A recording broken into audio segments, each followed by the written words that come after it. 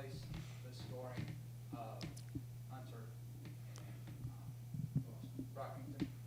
Yeah, as we look at guys in the summer, we're certainly trying to determine what guys' strengths are offensively, what things they do the best. I think that's what this 8 weeks for us is really about, determining strengths and putting those guys in the position. So if you'd have asked me that question last year, I wouldn't have probably had a whole lot of clarity on who it would be or how it would be, and I'd say there's probably some of the same. What I can say is I've liked Jaron Holmes, his level of aggressiveness, playmaking, scoring.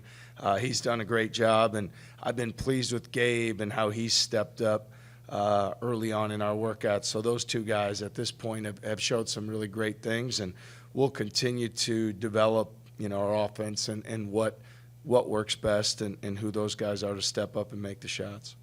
How unique a player is Oshun in terms of, he gives you more than just rim protection, right? Yeah, he's somebody that is elite in terms of his ability to run and move at his size, which allows him to be really impactful in ball screen defense. It allows him to be impactful running the floor in transition, offensive rebounding, getting to a lane and keeping plays alive, and then, his ability to block shots. We're also encouraging him and challenging him. We think he can knock down the trail three, from the top of the floor. We have confidence in his ability to do that. And as we expand his game, that's something that we're going to hold him accountable to being aggressive to knock that shot down. So, pleased with him, to this point, and long ways to go. Is his confidence, does your confidence have to feed his confidence in that respect with that shot? Because he hasn't done it a whole lot, he might be like, oh. Well, he needs to know, and he did as we recruited him, that this is about his development. It's about his continuing to improve in that one area.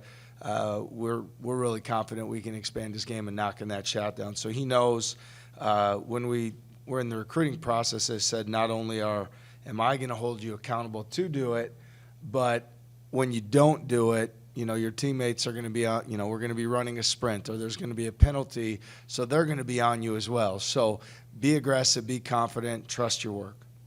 Hey, TJ, you mentioned Gabe as someone that's, kind of impressed so far. How have he and maybe some of the other returners kind of taken on some leadership roles after other guys have been? Yeah, we've been a little bit, hamstrung with some guys being out. Caleb and Jazz haven't been able to be out there, but Robert has been very consistent. One thing last year that challenged Robert was being an everyday guy, not being a guy that, some days we can count on one thing and then another day it might be something else. So Robert's really been a great energy guy for us. But with Gabe, we need Gabe to continue to step up offensively. We need Gabe. I felt like as we were ending the season, he was on a high note. I felt like, the Wisconsin game, he was really confident and did a terrific job hunting his shot and getting baskets. And we're going to demand more of that from him and continue to be stubborn and persistent. We know he can score the ball. We know he can be a go-to guy for us, and we're going to demand that from him. And, again, we know he does a great job in all other aspects of the game. He's a phenomenal defender and teammate, but we've got to continue to challenge him in that area. What's Caleb's situation? Yeah, so Caleb, he's got a hip injury. It happened last week in practice. It's something that'll probably keep him out for the whole summer, so it's nothing that'll prevent him from playing and practicing in the fall. But it's been a hip injury. It's kind of I don't know what you want to call it, but no, nothing major, but something that'll likely prevent him from working out this summer in the live team activities. Is there an update on Jazz? Jazz really in the same boat. I think for him, that ankle is going to put him in the same spot, in terms of, we don't want to rush him back. So he's another guy who's probably not going to be available for our summer workouts, but we don't anticipate that being anything where he won't be immediately ready to go when we start in the fall. Along the lines of Jazz, does he need to shoot more? He's your best three-point shooter, percentage-wise at least. Yeah, we're going to demand that he's more aggressive hunting shots for sure. He's somebody that is He's always thinking about his teammates. He's probably unselfish to a fault.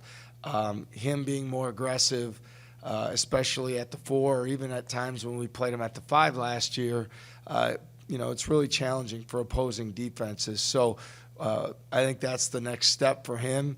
He does so many winning things out there, but he needs to understand, and it's my responsibility to keep challenging and pushing him to be more aggressive, hunting those shots, because he is such a great shooter, and that's something that we need. What's the value of, we have two, you like a lot of you guys coming in, but two in particular who have played together, know each other like Shun and Jaron.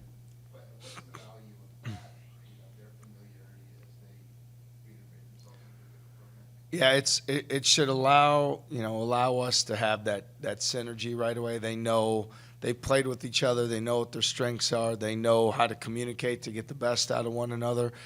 They've had those experiences together. So to have 2 veteran guys, they've won a lot of games, and they've accomplished a good amount already to this point in their careers. So for them to have the relationship they do, they're roommates, they're guys that they're extremely close, and they both can provide, that veteran experience and leadership in their own way. But their relationship is impactful on our team. What was the recruiting process like for them, and what did it almost feel like a tandem thing, like they wanted to be together, or? Well, it was interesting because, with Brockington having started at his career at St. Bonaventure, there was added familiarity of our program because of what Isaiah had accomplished and, how far he had come in his development. So that was something that stayed with those guys. I know for Jaron, when we talked to him, he remembered Isaiah when they had started recruiting him and talked to other players. And, in a similar light, I think for Jaron, to be elevated and uplifted with his confidence, for him to be able to step up that way is something that intrigued him. And then, Shun's process happened a few weeks after, but I believe that Jaron was drawn to the development plan that we had for him, and that was something with Shun that he was looking for as well. The ability to not only play in the best league in America and play on the biggest stage and play in front of our great fans at Hilton, but also to be challenged from a development standpoint to, expand his game and to be even more. And so I believe that Jaron, having the level of confidence he did and excitement for our program, that helped, that resonated with Shun as well. And so I think Jaron's belief certainly was something that was impactful in Shun making his decision to be here also. Is Shun, Kelvin, Cato alike? I think I've asked you this before. Yeah, right now I'd say, Kelvin was, there's a physical, force to Calvin's game. Shun's more of a in-space, sprint to the rim, fly around. Maybe not quite, I hate to say not as physical, but more, he might be more athletic, better mover, better runner, jumper. Kelvin's a very physical player down there, and Shun needs to continue to work on his body and develop his strength in there. But there's some parallels, like we've talked about with Kelvin. There's some parallels with Jameel McKay, and I'm looking for Shun to be the best version of himself that he can be. But as far as fans are concerned, those are some guys that we've seen play here before, and some things that that how he plays might be some similarities. Who are some of your biggest goals for the freshmen this summer? More than anything, it's just developing those work habits every single day. People ask all the time, like, what's the biggest change from playing in high school to coming to college? And yes, it's a lot more physical. The pace, the speed is a lot faster. To me, as much as anything, it's about the mindset every day that you cultivate to perform at a high level and then do it again the next day. So it's more about your eating, your hydration, your sleep, your stretching, the weight room, the extra shooting, the film, the practice. It's all of that, being able to take that on every single day and then hit repeat. And so I think the greatest challenge for those guys is for our 8 weeks that we have them in the summer to try to be healthy, to continue to learn, but more than anything it's every day that resiliency to come back, because it's probably more of a grind, and I don't say that in a negative way, but just more of a physical and mental grind every single day than what you're used to before you come. And so far, those guys have all embraced it. They've done a great job, so we're excited about their work habits and what they've done to this point. What's the reaction of your new guys when you tell them, I assume you tell them the first day of practice, that every day we're gonna eat breakfast at 6:30, whatever it is, together, I don't know what time. Yeah. I haven't been invited. Every day we're gonna eat breakfast together at a specific time. During the, I assume you do it during the summer, even. Whereas a lot of people like to sleep in during the summers. Yeah. How do they react to that? I mean, it's probably a little bit of culture shock for them. Maybe not, I don't know. No, I would say it's really important, and we're very specific in what we look for in the recruiting process, because we want guys that understand that, you know, we believe in our process and our work habits. That builds our unity and our confidence and togetherness. So that's one big piece of it. So it's something we've talked about. Even when we recruited Taman, Eli, DeMarion, they knew. For the transfers, not only did they know about it, they came here probably and experienced it on their visit and heard about it from the other older guys who were here. What I've seen, like, this year has been a much smoother transition into that. Those daily habits where guys, when they're showing up, they know. We talk to them a lot and coach them through, this is how you're going to walk through the door. This is how you're going to communicate. This is how you're going to respond to it. So it's not just physically being there, but it's mentally being present with your teammates. And I would say last year there was more of a learning curve in that, where this year it was fairly seamless. Now, we're fortunate to have 5 guys that return to kind of say, this is how we do this.